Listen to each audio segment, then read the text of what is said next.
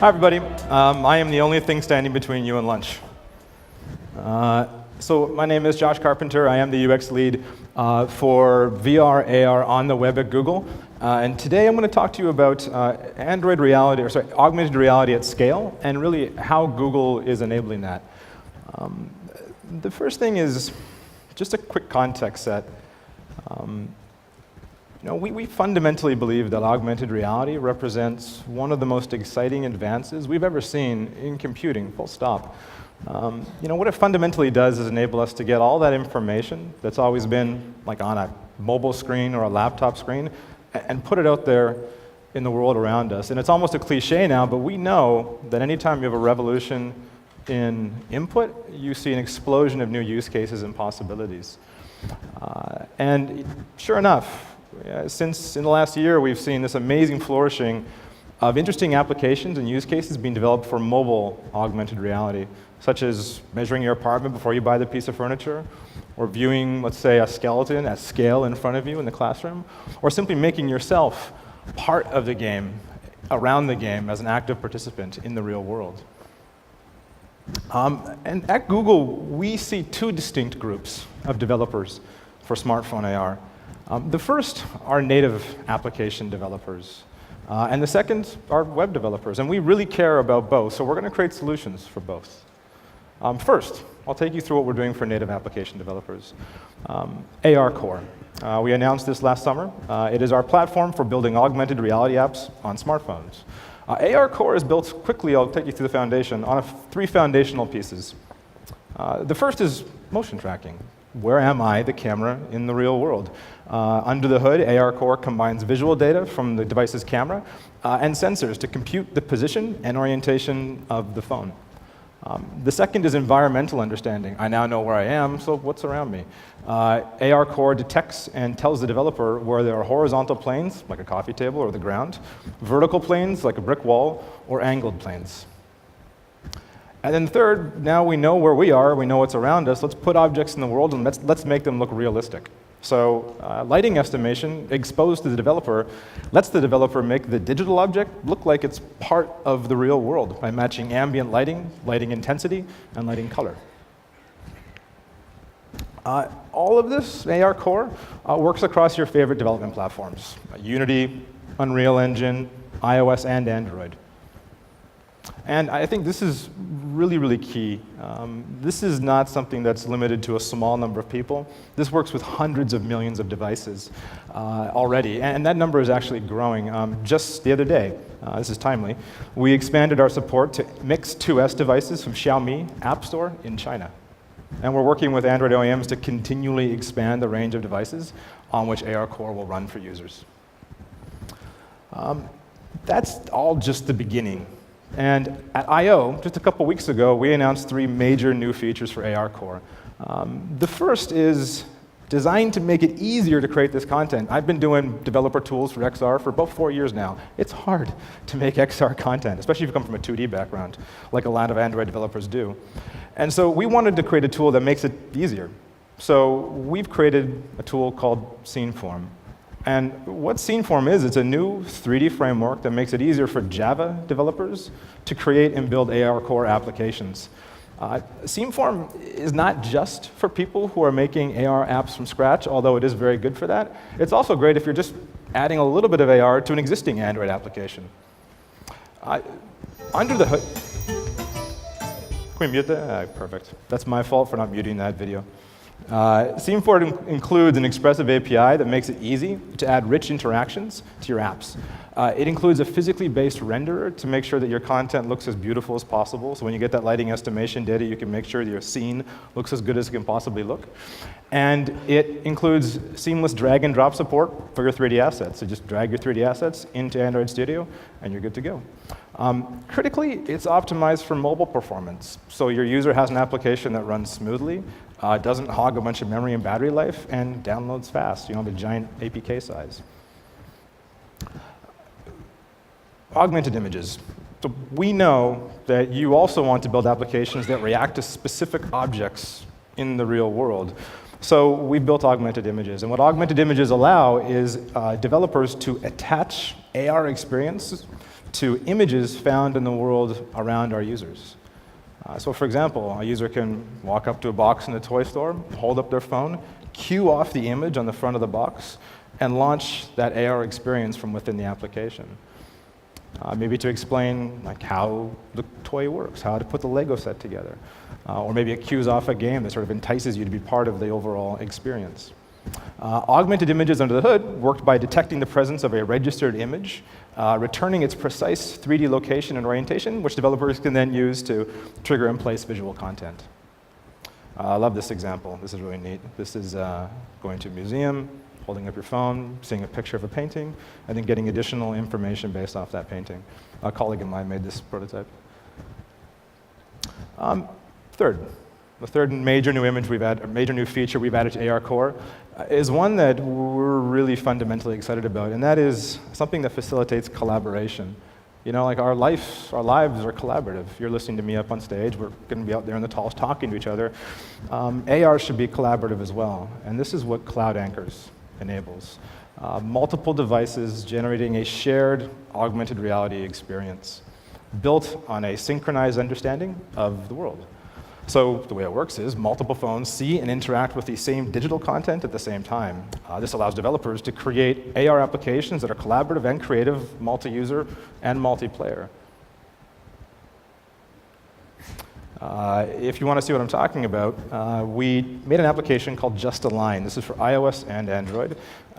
Just Align leverages Cloud Anchors to enable users to draw in three-dimensional space with other people at the same time. Critically, we've also open sourced this application because we hope that developers who are interested in Cloud Anchors can peel back the hood, see how we built it, and be inspired and use those same techniques in their own applications. As I said, we don't want collaboration to be limited to one group of users on one platform. We want collaboration to be true collaboration. That means across both iOS and Android. So Cloud Anchors work on both iOS and Android. So, 3 new ARCore features: Scene Form, Augmented Images, and Cloud Anchors. These are all available now. And if you're interested in actually developing against these technologies now, developers.google.com/AR. Oh, there I am. This is the place to go for tools, code samples, etc. So that's ARCore. Now let's talk about that other big platform. And this is one that I personally worked really closely on. Google wants AR to be wherever computing is. And of course, that includes browsers and the web. The web is more ubiquitous than ever. It's not just browsers like Chrome and Firefox. I don't think it's me doing that. It's embedded web views inside a native application like Twitter. So it's really important that AR reaches those users and those use cases. We also just think that from a ground level, the web is an unusually good structural fit for augmented reality. I'll take you through something here. You're walking down the street. You're encountering content serendipitously. You didn't know it was there. You want it instantly, right? And you want a lot of that content. Bus schedules, shop times, store advertisements, and so forth. And critically, you want to access that content safely and securely from a wide variety of third-party sources. This is reality we're talking about. The potential for malice is pretty huge, if we're honest. I should be able to block that, or to translate a piece of content, or to manipulate it in some fashion. The web does these things really well, out of the box. Serendipitous, instant, scalable, secure, and I really like the one on the bottom, interoperable. Stuart Brand has a saying, information wants to be free, or at the very least, accessible. If I'm Wikipedia, or I'm the directions to the nearest polling station for an election, or I'm an advertisement for a new car, I want, above all else, reach. Whether my user has the fancy new glasses or a smartphone from 5 years ago, I want to be viewed. And the web has that reach. So fired up by this vision, last summer, we started to experiment on my team. In August, we released experimental browsers for Android and iOS. This is one of the hello worlds we created, demoed by my colleague Max, who's somewhere in the audience here. Standards didn't exist yet, but the web's a bit like an oil tanker, where even tearing at 1 degree takes a lot of consensus, it takes time. And so we thought it was useful to have a couple speedboats out front of the oil tanker doing experiments. And so we released these standalone, non-standardized prototype browsers that enable web developers using the skills they already have to start tinkering. And we wanted to see what developers would do with it. And what they did with it blew us away. From within a couple weeks, graffiti applications, everything you're seeing is a website, I want to emphasize, to playing around with transitions between AR and non-AR modalities, to just, in my case, just taking a Google logo and a little bit of HTML and CSS, a couple lines of markup, and putting it in three-dimensional space. Our friends at ArcLogic made this demo, taking their inventory of homeware products and allowing you to actually demo in space within a website. So I would say that the response exceeded our expectations. We're really happy with it. And it wasn't just us creating experiments. Our friends on the Mozilla Reality team also made their own experimental browsers. Individual developers, like a gentleman by the name of Jerome Etienne, made some really neat frameworks, enabled developers to also create AR experiences. And based on this collective enthusiasm and real-world feedback, Google and several other organizations began an effort to turn these isolated experiments into real, ubiquitous web standards. The first thing we identified was a strong overlap between the needs of AR and VR. So these AR features are now incubating inside what is known as the WebXR API, a single API for both VR and AR experiences. And what this means for developers is radically reduced cost to trying to transition between those two mediums. Same skills, same tools, same assets. A few weeks ago at Google I/O, my team showed off this experience built on that new WebXR API. And I'm on social media, scrolling. A lot of designers on my social media, and there's lots of pretty GIFs of all the AR stuff out there, but a lot of them start in the camera.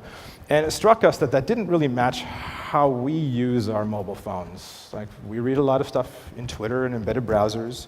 We read a lot of stuff in the browser. We surf Wikipedia, read an article made with a Squarespace template. We wanted to show an example that met users where they are and showed AR as an enhancement to the use cases that we already use in mobile computing. So let's say you want to learn about a chakmul, which, as I learned from my friends at Google Arts and Culture, is a Mesoamerican form of sculpture in which a seated individual, inclined slightly with their head turned 90 degrees, makes a ceremonial offering to the gods. I can read about this chakmul in a standard mobile website, scrolling down, maybe encountering a 3D image, scrolling, maybe dragging that left or right if I don't have an AR-capable device. But if I do have an AR-capable device, I'd like to see that chakmul at life size and get into the details. So I can tap that AR button and then place it onto the ground and then move it. Or maybe lean in and examine that bowl it's holding, which apparently the Aztecs put human hearts into. And then tap on something to learn more about it. What we're really proud of here, among other things, is the performance. This is a website. This is a 3D augmented reality experience.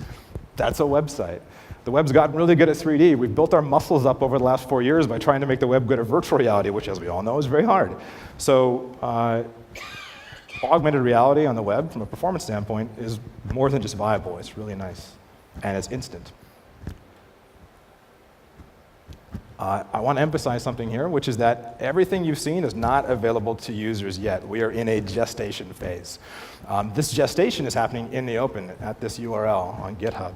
If you go there, you will see the W3C Immersive Web Community Group.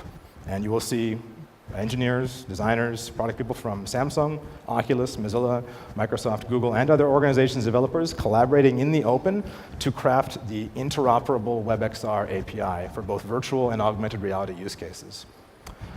This isn't something that your users can access yet, but soon you developers can access it and start to kick the tires vigorously inside what we call Chrome for Android Canary. It's basically Chrome for Android Nightly Edition, where all the experimental stuff goes. You'll be able to go into the settings, flip a couple flags, and then begin to create your own mobile augmented reality web experiences. And then what my team will do is publish blog posts and open source the codes and the tools that we've been using to make experiences like the chakmul Google Arts and Culture demo. So you can learn from what we're doing. Critically here, your feedback, as it was last summer, will be essential in shaping the form of this API and more broadly XR on the web. So as always, say what you like, say what you don't like. GitHub issues, always welcome, pull requests, etc. So that is ARCore.